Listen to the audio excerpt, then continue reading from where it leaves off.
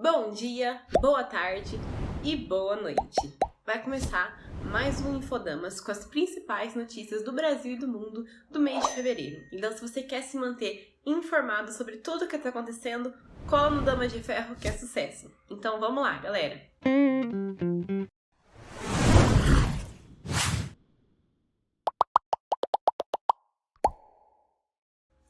Para iniciar, vamos primeiro falar sobre o cenário internacional. O que está acontecendo? Infelizmente, vamos começar com uma notícia triste, que é a guerra que está acontecendo na Rússia e na Ucrânia. No Infodamas do mês passado, eu contextualizei um pouco vocês sobre o porquê disso tudo, o porquê da Rússia ter enviado 100 mil soldados na fronteira com a Ucrânia, isso em janeiro, e ter ficado todo esse momento de tensão. O mês de fevereiro foi marcado por tensões durante o mês inteiro. E no final do mês, essas tensões infelizmente se concretizaram numa invasão. Durante o mês, vários diplomatas foram enviados para poder tentar negociar, para conversar, para não ter uma medida drástica como aconteceu. O Putin, em vários momentos, sinalizou que não iria invadir, que apenas queria assegurar e garantir a liberdade das regiões separatistas que o Putin considera como lugares dependentes. No entanto, apenas a conversa e a palavra do Putin não bastou. Ele deu para trás da palavra dele e acabou invadindo no dia 24 de fevereiro. A gente teve essa invasão. A contagem de quando esse vídeo está sendo gravado, já tem 7 dias que está acontecendo combates. O presidente da Ucrânia está clamando por ajuda por armas, por munição, por dinheiro. De vários países já se mostraram dispostos, já enviaram armamento. Tem até um episódio admirável do presidente da Ucrânia, o presidente Joe Biden. Ele sinaliza uma rota de fuga para o presidente da Ucrânia, que se nega e fala que ele não precisa disso, ele precisa de armamento.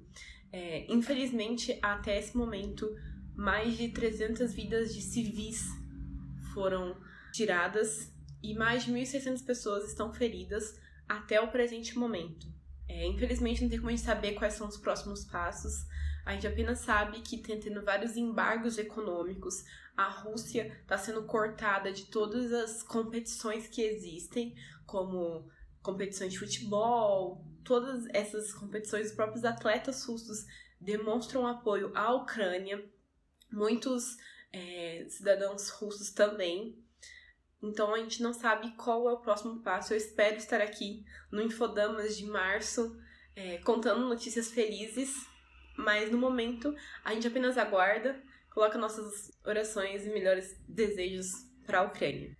Seguindo isso, as notícias, vamos agora falar de Canadá. O Canadá também teve várias agitações políticas durante esse mês de fevereiro. Mas o que aconteceu?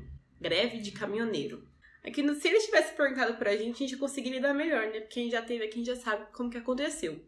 Mas lá, a greve dos caminhoneiros começou por conta que os caminhoneiros não vacinados estavam sendo impedidos de realizar a viagem Canadá e Estados Unidos. Em relação a isso, eles se sentiram violados nas suas liberdades civis e fizeram essa greve, essa manifestação, que começou um pouco pequena, só que acabou tendo um resultado muito grande. Eles se auto-intitulam Comboios da Liberdade, porque eles estão lutando pela liberdade civil de ir e vir para os lugares.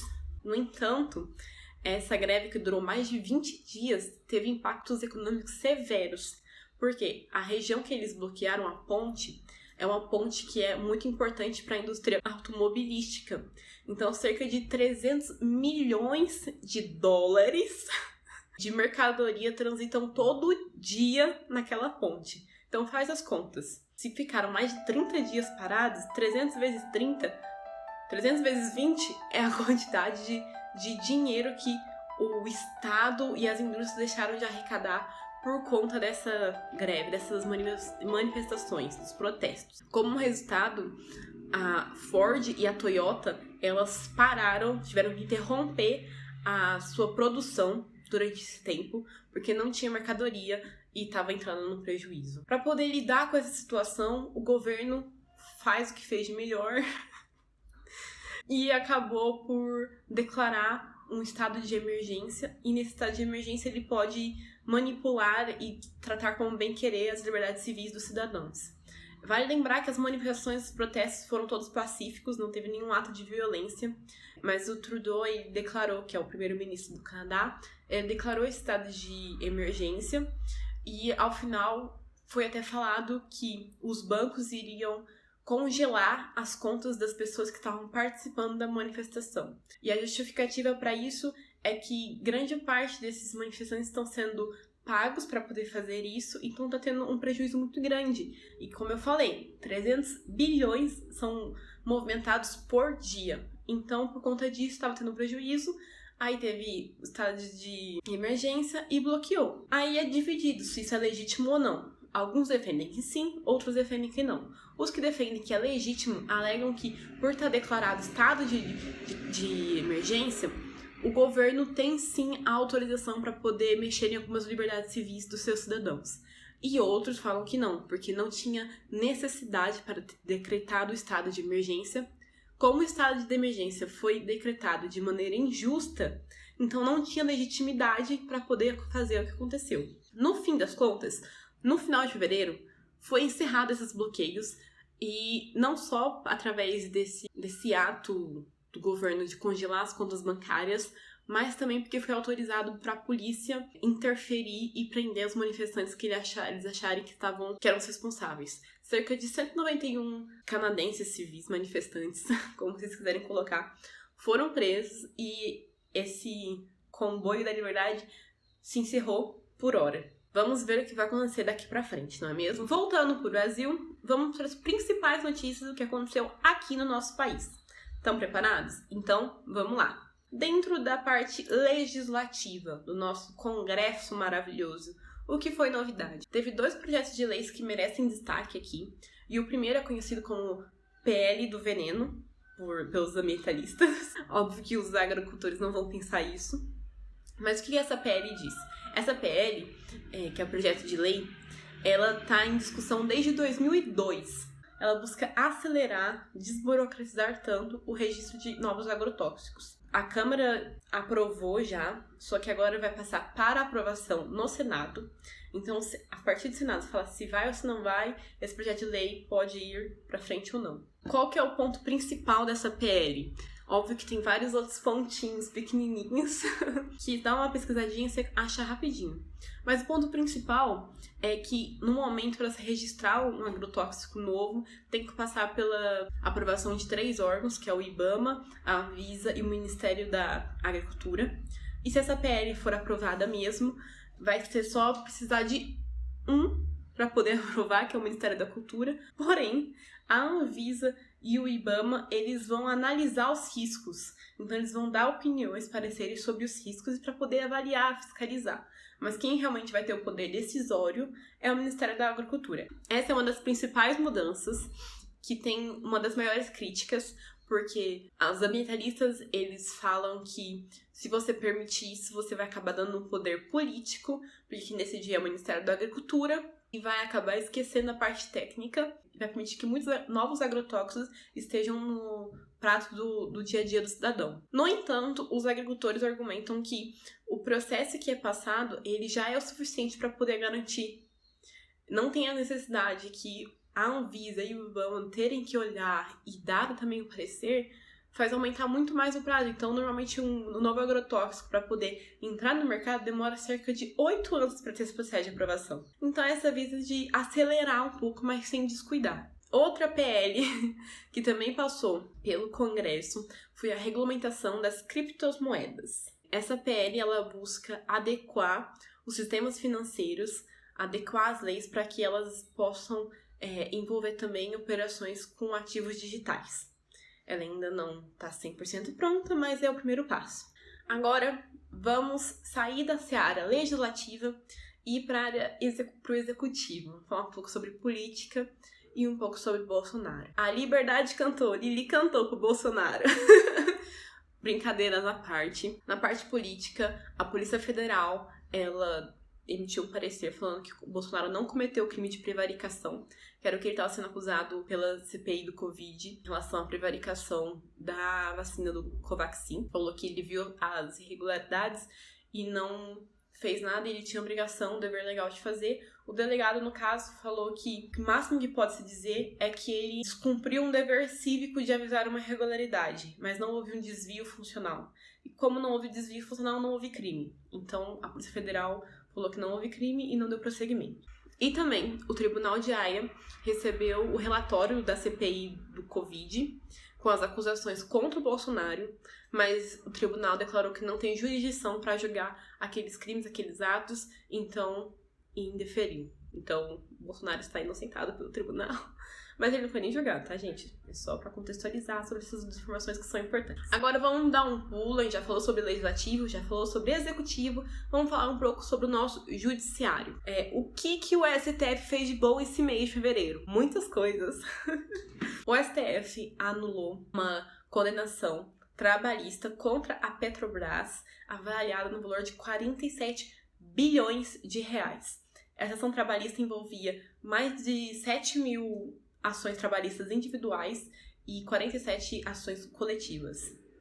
Essas ações já tinham sido favoráveis para as partes, porém o STF reverteu e desfez essa condenação de 47 bilhões de reais. E vamos falar um pouquinho sobre o TSE. O TSE é o Tribunal Superior Eleitoral. O TSE, no mês de fevereiro, ele teve 2 atos relevantes que vale a pena serem mencionados aqui nesse resumão. O primeiro deles foi a aprovação por unanimidade da união entre PSL e Democratas. Os 2 partidos se uniram e agora viraram a União Brasil. Vale lembrar que esse partido novo, União Brasil, não é o partido do atual presidente. O presidente Bolsonaro, ele tá no PL atualmente. Então, a União Brasil tem planos de, sim, levar um pré-candidato para a presidência. Eles cogitam muito tentar trazer o ex-juiz federal, Sérgio Moro, que está atualmente no Podemos, para eles, mas também outro nome cogitado é o nome do ex-ministro da Saúde, Henrique Mandetta. E outro fato importante que aconteceu foi a parceria fechada entre o TSE e as principais redes sociais para poder combater as desinformações durante as eleições, as chamadas fake news. Essa parceria já conta com WhatsApp, todo o Meta, que é o do Zuckerberg, e também Twitter. A única rede social que não fechou foi o Telegram, que fechou a parceria com a blogueira TSE. E também eles estão conversando com o LinkedIn.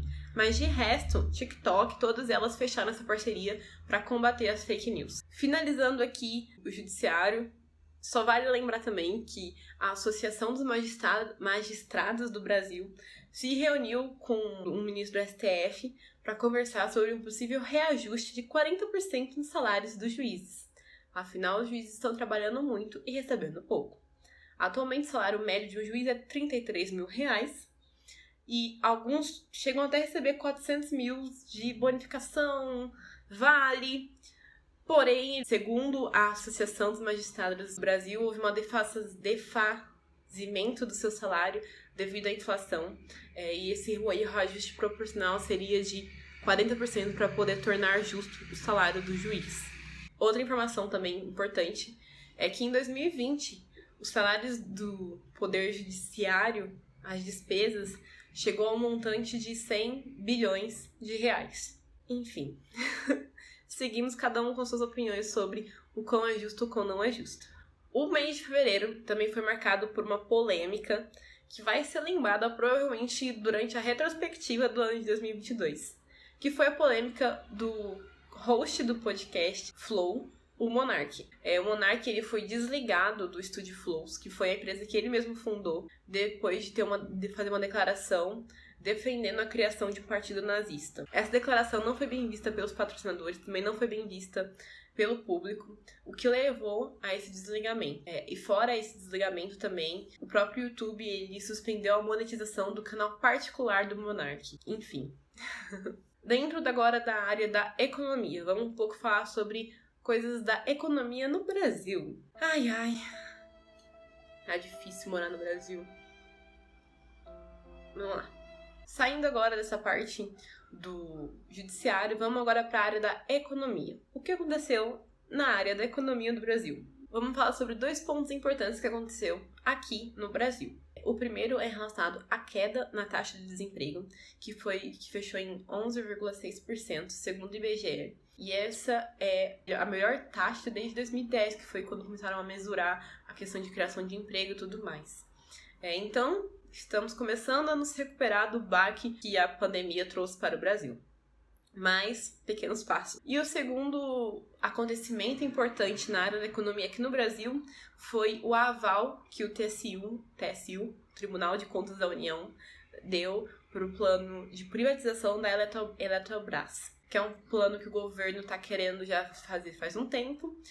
O TSU aprovou e agora vai passar para a segunda etapa, que é a avaliação pelos ministros do projeto de privatização, do modelo do projeto de privatização. A intenção do governo é que essa decisão de privatização saia até maio desse ano, sendo que essa segunda etapa da avaliação do modelo de privatização será feita em março. Então, provavelmente no Infodamas de março vocês vão me ouvir falar de novo sobre isso.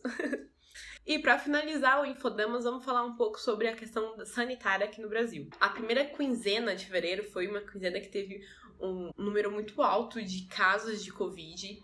Também aumentou casos de óbito. Não chegou a ser a mesma coisa do ano passado devido à vacinação, porém foi um número alto. No entanto, na segunda quinzena de fevereiro houve uma queda.